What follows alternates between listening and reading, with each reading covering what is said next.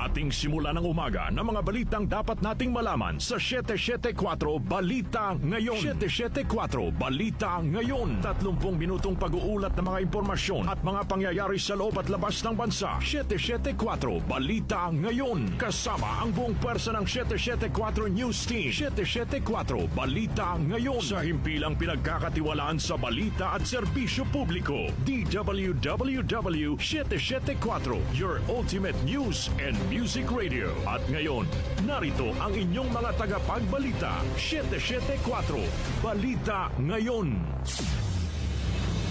774 Balita Ngayon.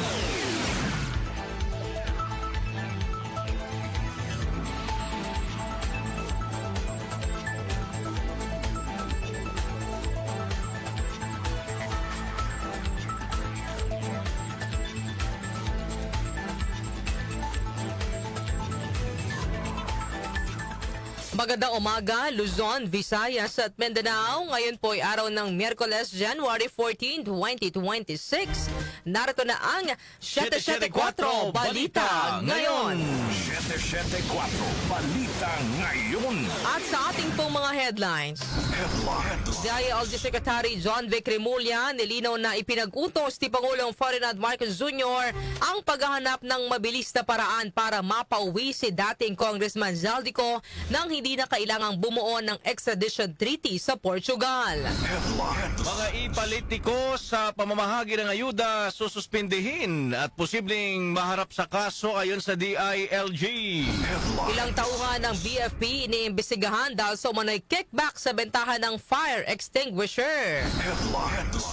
Kontratistang si Sara Diskaya at siyam na iba pa naghain ng not guilty plea sa kasong graft at malversation kaugnay ng Ghost Flood Control Project sa Davao Occidental. ICI hindi muna makapaglalabas ng referral sa ombudsman dahil sa kakulangan sa mga commissioner. Pulis sugatan matapos saksakin ng kapwa pulis sa Campo Crame. Sa ating pong Metro News, dalawang babaeng nagpanggap na empleyado ng Kamara nasagip sa tangkang human trafficking. Sa ating Science and Technology News, AI-powered technology na kayang gabayan ang bulag. Ipinakilala sa isang major tech event sa Las Vegas.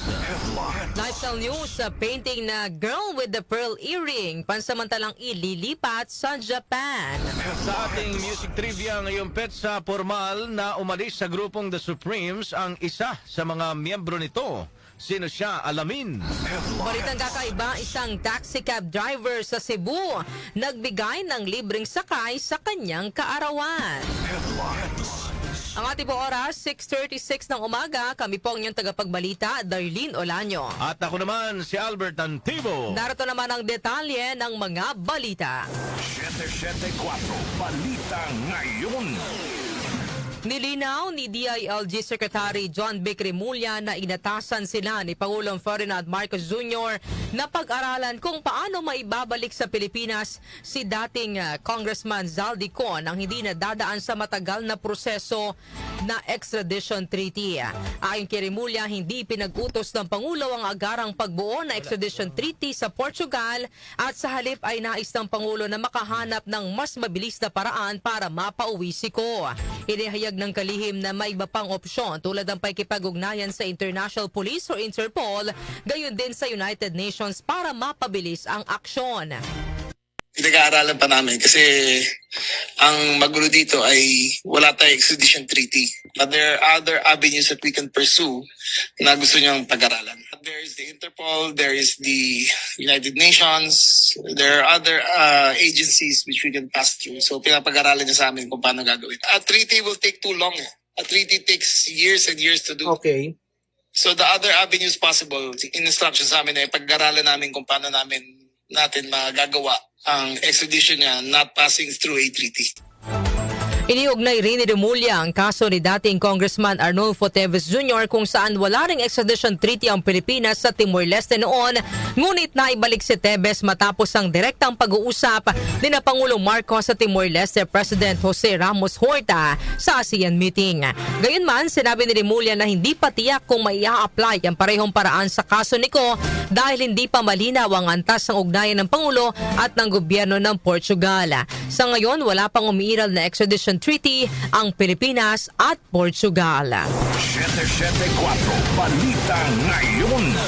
Samantala, kauna-unahang free trade deal ng Pilipinas at UAE pirmado na. Narito po ang buong ulat ni Chanel Salazar.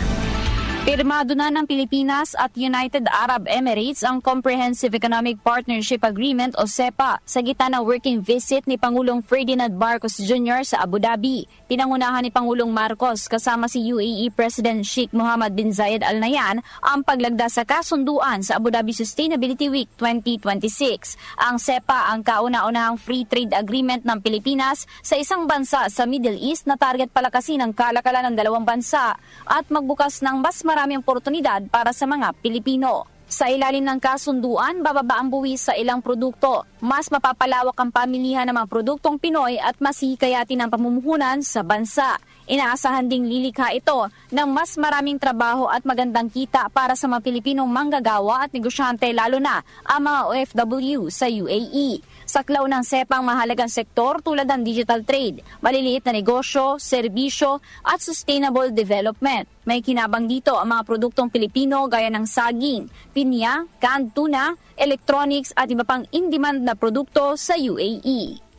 Ako si Chanel Salazar ng DWWW 774, your ultimate music radio. Maraming salamat, Chanel Salazar. 774 Balita Ngayon.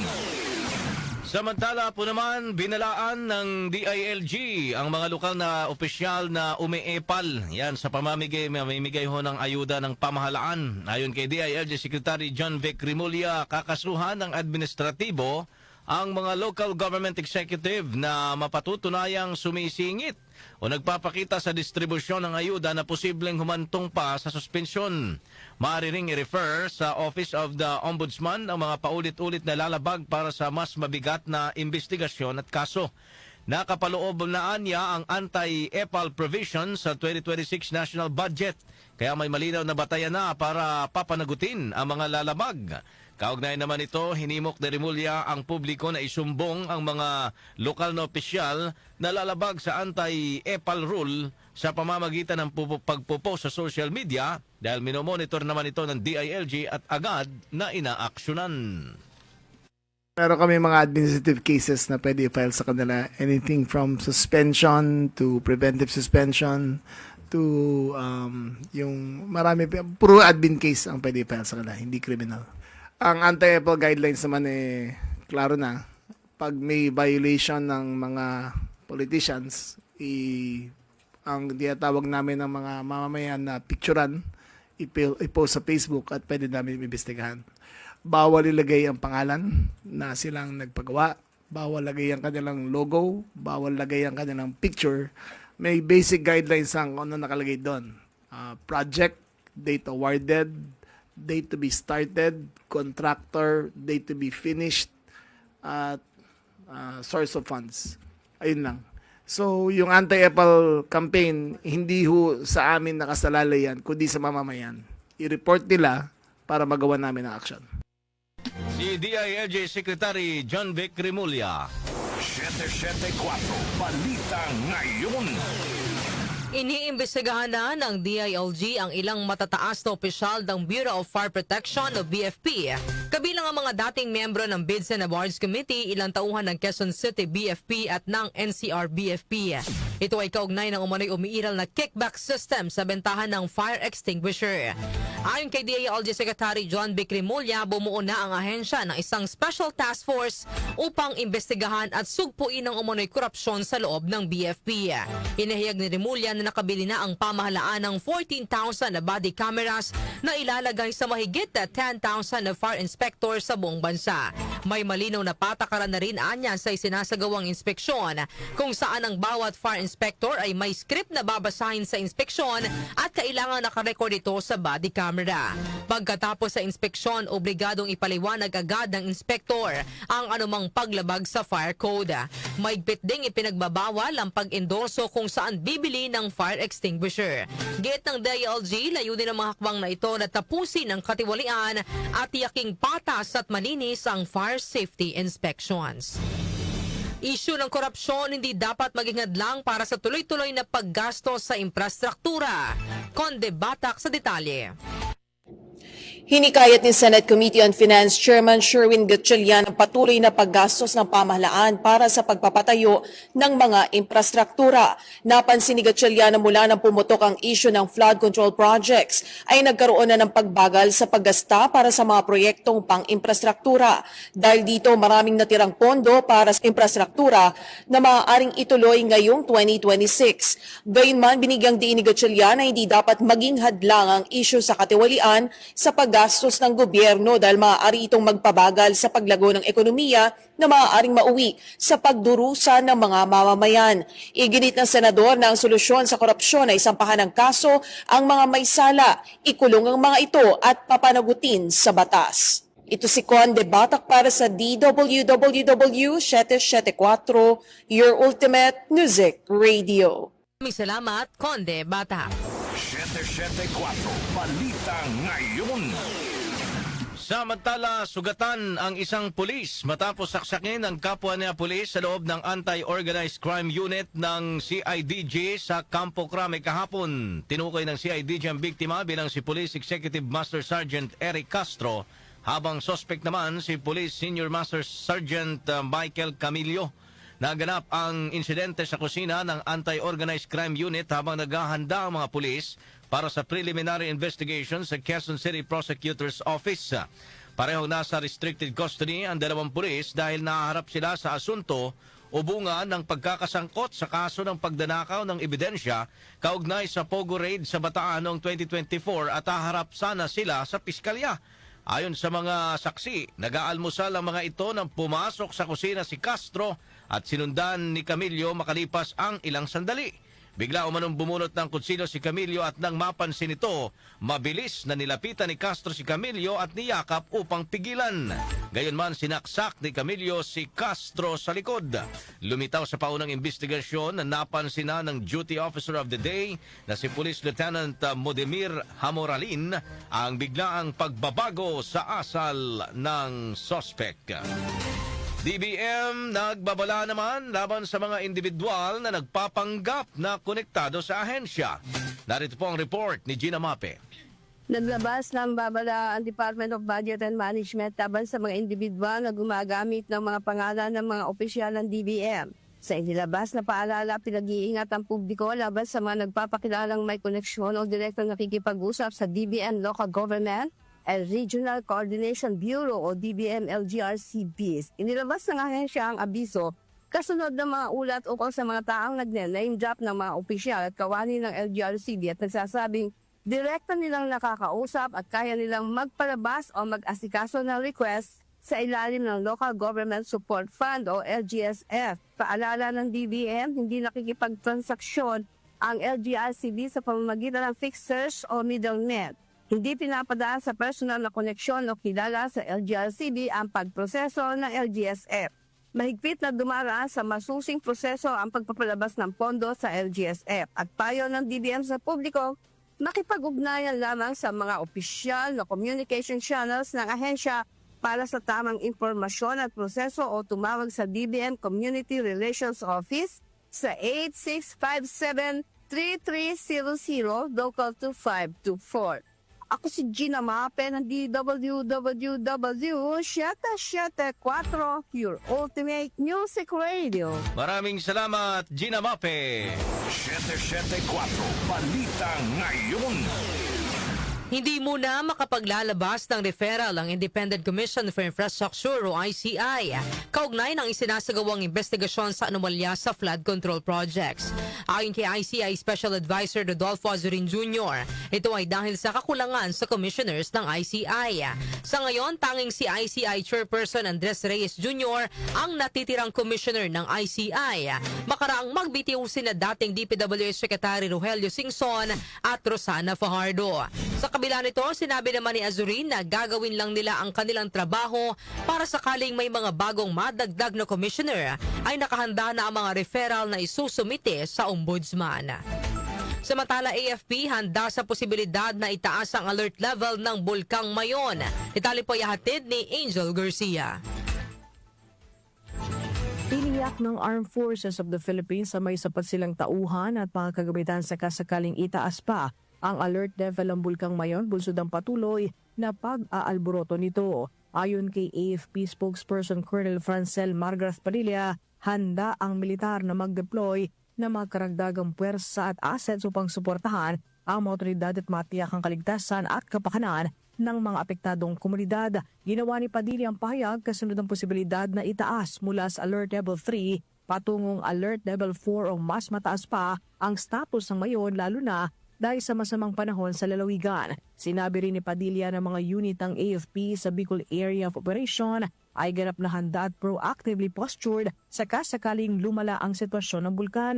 Sa kasalukuyan, nakadeploy na ang mga tropa ng sandatahang lakas sa apektadong lugar at mahigpit na nakikipag-ugnayan sa OCD Region 5 at sa Regional Disaster Risk Reduction and Management Council Bicol upang matiyak ang maagap at maayos na humanitarian assistance at disaster response lalo na kung itaas ang alert level sa Alert Level 4. Hanggang itong Lunes ay merong 15 humanitarian assistance and disaster response team ang naipadala kung saan binubuo ito ng 2 opisyal, 87 enlisted personnel at 32 na civilian armed auxiliary member para tumulong sa sapit ng paglikas ng 13 apektadong barangay. Mayroon ding 17 HADR teams na naka-standby sa mga strategic location. Samantala, inihiyag pa ni Padilla na activated na rin ang task force sa GIP upang higit pang palakasin ng command and control, koordinasyon at pabilis sa pagtugon sa anumang emergency na may kaugnayan sa Bulkang Mayon. Angel Garcia ng DWWW 774, your ultimate music radio. Maraming salamat, Angel Garcia. 774 Balita Ngayon.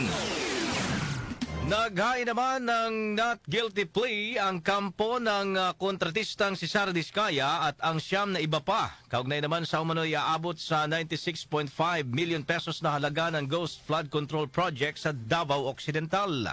Humarap si Diskaya, Maria Roma Rimando na presidente ng St. Timothy Construction at manong opisyal ng DPWH sa kanilang arraignment sa Regional Trial Court RTC Branch 27 sa Lapu-Lapu City. Sa pagharap nila sa korte, naghain ang mga ito ng not guilty plea laban sa mga kasong graft at malversation of public funds na kinakaharap nila. Ibinasura naman ni Lapu-Lapu City RTC Branch No. 27 Judge Nelson Leco ang inihayang motion to quash ng kampo ni Diskaya at iba pa. Magpapatuloy ang pagdinig sa kaso sa darating na Pebrero 3, 2026.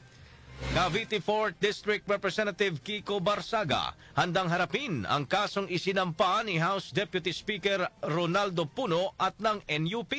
Yan naman po ang balitang hatid sa atin ni Grace Mariano. Hindi ikinatinag ni Cavite 4th District Representative Francisco Kiko Barsaga ang plano ni House Deputy Speaker at National Unity Party Chairman Ronaldo Roni Puno na siya ay kasuhan.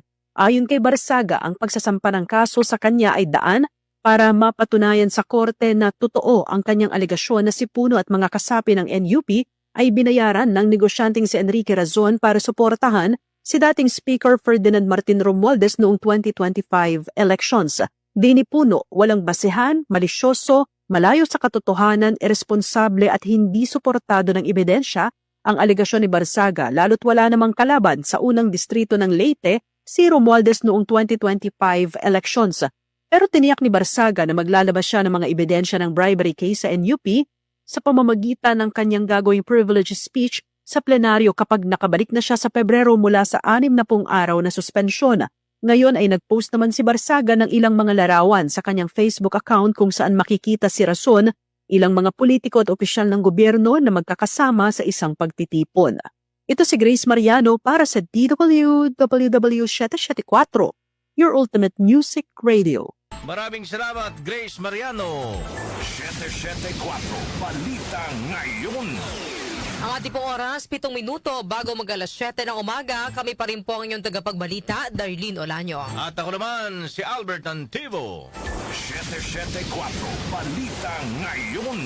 Metro News. Metro News. Sa atin namang Metro News, nasa gip ng Bureau of Immigration o BI ang dalawang babae na muntik nang mabiktima ng human trafficking gamit ang pekeng pagkakakilanlan.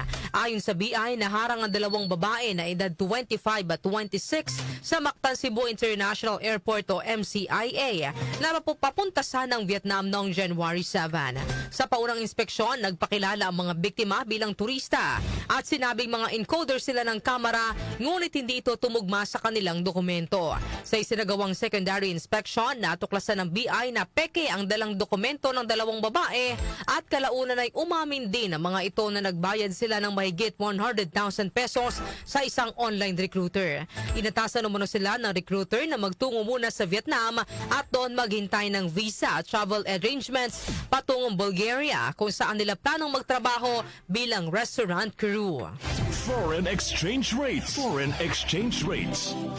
Narito naman ang update sa ating foreign exchange rates. Ang palitan po ng piso kontra dolyar ay nasa 59 pesos and 24 centavos. Nasa 69 pesos and 12 centavos naman ang palitan ng piso kontra euro, habang ang British pound ay nasa 79 pesos and 77 centavos.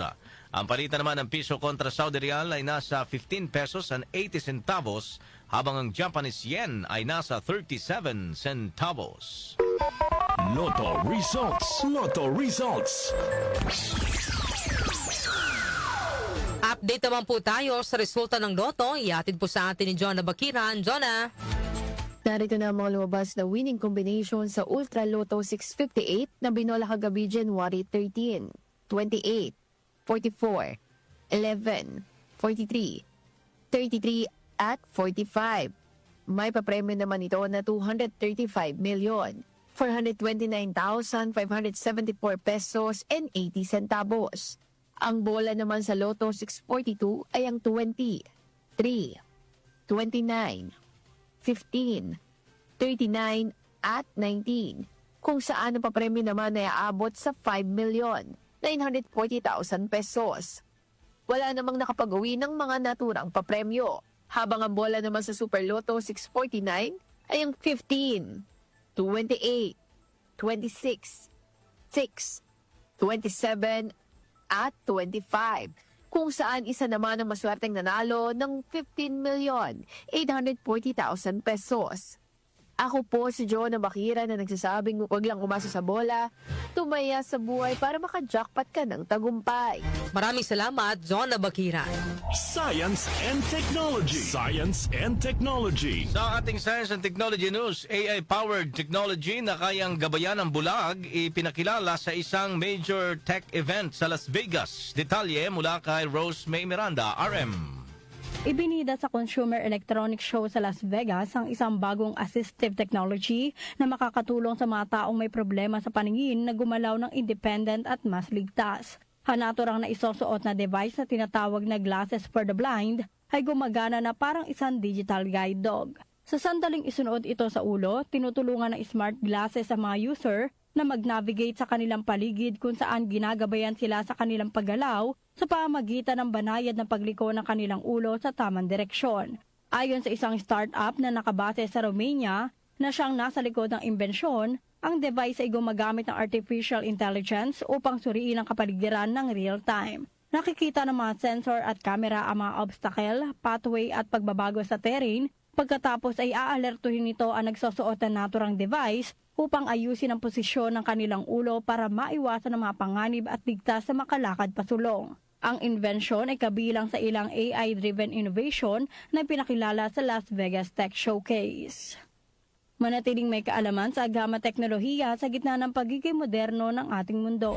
Ako si Rose May Miranda, ng DWWW 774, Ultimate Music Radio. Maraming salamat, Rose May Miranda. Lifestyle News. Lifestyle News. Sa atin naman po lifestyle news, sa painting na Girl with Pearl Earring pansamantalang ililipat sa Japan. Itali po yahatid ni Mika Fajardo. Nakatakdang i-display sa Nakanoshima Museum of Art sa Osaka, Japan, ang painting ni Johannes Vermeer na Girl with the Pearl Earring sa huling bahagi ng taong ito. Ayon sa Maurits House Museum, ilolo ng painting sa Nakanoshima sa August at September, habang nakasarado ang museo upang isailalim sa isang renovation. Isang Girl with the Pearl Earring sa pinakasikat na painting sa mundo, kaya naman isang pambihirang pagkakataon ang ipahiram ito sa ibang institusyon. Ang huling pagkakataon na ipinahiram ang painting ay noong 2023 sa Rijksmuseum sa Amsterdam, habang nagkaroon naman ito ng world tour noong 2012 hanggang 2014 sa gitna ng pagtatayo ng Maurits House, kung saan nasilayan ito ng 2.2 milyon katao. Binansagang Mona Lisa of the North dahil sa mahiwagang pagpapahayag ng paksa nito na nagpapaalala sa sikat na artwork ni Leonardo da Vinci. Ang painting ay nagkamit ng pandaigdigang katanyagan matapos magbigay inspirasyon sa isang best-selling novel na ginawang isang Hollywood film. Makikita sa canvas ang isang dalaga na nakaharap sa mga audience nito na may suot na kumikinang na pearl earring mula sa ilalim ng kanyang blue at cream turban. Ako po si Mika Fajardo ng DWWW 774, Ultimate Music Radio. Maraming salamat, Mika Fajardo. Music Trivia. Music Trivia. Sa ating music trivia, formal na umalis sa grupong The Supremes ang isa sa mga miyembro nito. Sino siya? Alamin natin sa music trivia ni Kenny Acosta. Blessed Wednesday morning, narito na ang hatid ko sa inyong music trivia. Ngayong petsa na ito, January 14, taong 1970, isinagawa sa The Frontier Hotel sa Las Vegas ang huling performance ni Diana Ross kasama ang Motown Records girl group na The Supremes. Umalis si Ross sa grupo upang i-pursue ang kanyang solo career. Ilan sa mga itinurong dahilan noon na pag-alis ni Ross sa The Supremes ay ang issue ng favoritism dahil umano sa relasyon nito kay Berry Gordy, ang founder ng Motown. Dahil sa favoritism ay nababaliwala umano ang dalawa pang miyembro ng grupo na sina Mary Wilson at Florence Ballard. Si Jean Terrell ang pumalit kay Ross sa grupo. Nang magsolo sa kanyang karera, hindi lamang pag-awit ang ginawa ni Ross, kundi pinasok na rin niya ang mundo ng pag-arte. Bilang bahagi ng The Supremes, ilan sa mga sumikat na awitin ni Ross ay ang You Keep Me Hanging On, You Can't Hurry Love at ang Stop in the Name of Love. Sa kanyang solo career naman bilang mga awit, ilan sa mga sumikat na kanta ni Diana Ross ay ang When You Tell Me That You Love Me, Ain't No Mountain High Enough, I'm Coming Out at ang Endless Love na duet song nila ni Lionel Richie. At yan, hatid ko sa inyong music trivia. Ako po si Kenny Acosta ng DWWW 774, your ultimate music radio. Maraming salamat, Kenny Acosta. Balitang Kakaiba. Sa atin naman pong balitang kakaiba, isang taxi cab driver sa Cebu nagbigay ng libreng sakay sa kanyang kaarawan. Alamin po natin na detalye ng balitang kakaiba mula po kay Doc Justin. Good morning, Doc Justin. Good morning, good morning. Ano? Sorry. Kala ko si Pia Guando. Iya. Si Pia Words. Ikaw naman, nang uuto ka pa. Albert, good morning sa inyo. Sensya na kayo, medyo... Ano yan? Signs of aging na yan. Aging na ito. May handog nga ang libreng sakal. Sakal. Sakay. Sakal naman. Ang isang taxi driver sa Cebu para sa kanyang mga pasero bilang pagdiriwang ng kanyang birthday. Very good, Ipinagdiriwang ni Abdon Alcontin Berdida ang kanyang 59th birthday noong January 12. Pero sa halip na siya ang bigyan ng regalo, ay siya ang nagbigay ng libreng sakay sa kaniyang pasahero. Ayon kay Abdon, 7 taon na siyang nagbibigay ng libreng sakay tuwing sasapit ng kaniyang birthday. Ito ay kahit pa wala siyang sariling taxi unit at nagre-renta lamang siya ng taxi cab. Sana nilibre na rin yung kaniyang yung boundary. Sinabi rin ni Abdo na ito na rin ang paraan niya ng pag-alalay sa pista ng Senyor Santo Niño. Upang malaman ng mga pasahero na siya ay nagbibigay ng lirim sakay, naglagay siya ng malaking tarpaulin sa kanyang taksika. Yun. Ito ang mga tawag nating kindness. Parang giving back din siguro, no, Doc Justin. Siyempre, sa dami ng blessing din na natanggap niya sa Correct. buong isang taon, ito yung way ng pagbibigay naman niya. Kaya Darlene, dito ko talaga na sasabi na kahit yung taong walang-wala, sila yung bukal magbigay sa loob nila. Correct. Tsaka yung minsan, halimbawa yung walang-wala tayo, pero tumulong pa rin tayo sa ating kapwa. Magugulat ka, parang may himala, Doc Justin, ano, na biglang may dumadating na blessing. Lalo na kung yung pagtulong mo, wala kang hinintay ng kapalit. Yung talagang mula sa puso. Correct. No? Oo. Kaya yung paggawa ng kabutihan, huwag tayong titigil doon. Ano? Tama. Sapagkat mayroon itong si Lord ang bahalang magbalik. oo. Huwag naman tayo mag-expect kasi pag nag-expect tayo of something in return, parang kang nagninegosyo. Oo, parang May hindi na ROI. bukal. Hindi na bukal sa puso mo. Correct ka dyan. Sana tularan ka ha. At shout out kita ulit. Abdon Alconten Berdida. Belated happy More birthday. birthdays to you, sir. Salamat. Okay. Maraming salamat, Doc Justin, para sa ating balitang kakaiba. Bago tayo magtapos sa ating balitaan, ito po muna ang ating pag-uusapan. Ngayong araw po ng Wednesday, sa opinion mo, opinion ko, naniniwala ba kayong mawawala ang epalitiko sa bansa at bakit? Ayan po ang ating bibigyan ng opinion ngayong araw po ng Wednesday. Ipadala po ang inyong mga komento sa ating text line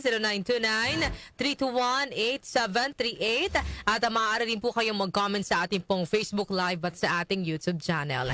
Naniniwala ba kayong mawawala ang epalitiko sa bansa at Hindi ako bakit? nakapagpigil eh. No. No. Oo, talagang gigil ka ng mag-comment, ngayon pa nga lang, pag may mga pumapasa sa mga bar at saka yung mga board exam, mas malaki pa ang picture ng bumabate. Oh, hindi malilito ka sino yung yung nakapasa. Sino nakapasa doon? At isa pa, kahit yung mga barangay certificates, may mukha na ng ng mga politiko, opisyal. ng Yung opisyal. business permit. Business permit talaga kasi parang common na yun. Eh.